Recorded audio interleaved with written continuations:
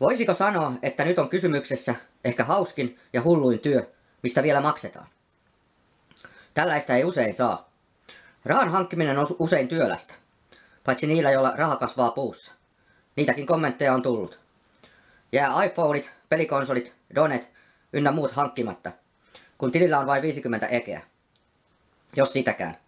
Mutta käteisen tekeminen voi olla myös hupaa tai lähellä hulluutta.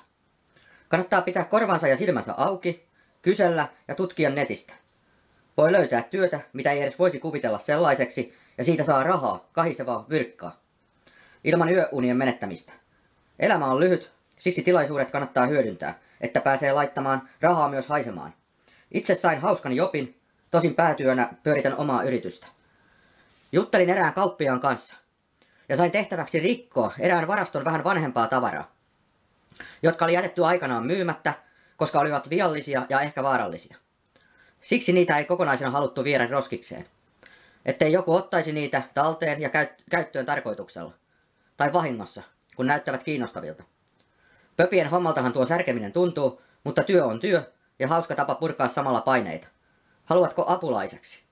Aluksi sain 100 tavaraa pilkottavaksi, sitten lisää säännöllisesti. Palkaksi sovittiin 100 € aina yhdestä tavaraerästä ja sen hajottamisesta. 10 lastia tekisi jo tonnin.